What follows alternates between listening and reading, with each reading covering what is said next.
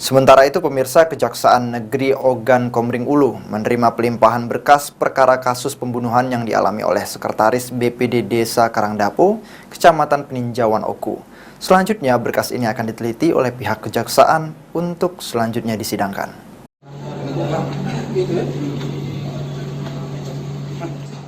Seksi Pidana Umum Kejaksaan Negeri Ogan Komering Ulu menerima pelimpahan berkas dan tersangka MS yang terlibat dalam perkara pembunuhan Sekretaris BPD Desa Karangdapo, Kecamatan Peninjauan Oku.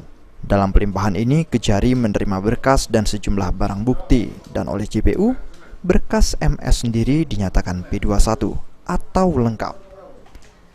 Kasipidum Kejari Oku, Erik Eko Bagus Budikdo, menyebutkan, usai menerima pelimpahan, Kejari Oku sudah menunjuk tim jaksa penuntut umum yang diketuai langsung Kasipidum Kejari Oku.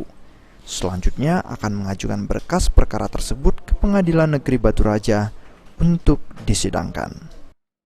Dapat kami sampaikan bahwa terhadap peristiwa yang terjadi, itu adalah peristiwa pembunuhan di Desa Karangdapo yang dilakukan oleh tersangka Mustafa Kamal alias Mustafa Tato.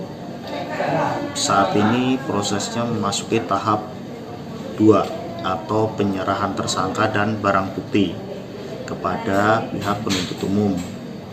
Setelah kami nyatakan P21, sekarang prosesnya adalah tahap 2. Hari ini kami jaksa penuntut umum pada Kejaksaan Negeri Ogan Komering Ulu telah menerima pelimpahan penanganan perkara dari penyidik Polres Ogan Komering Ulu untuk penyerahan tersangka dan barang bukti.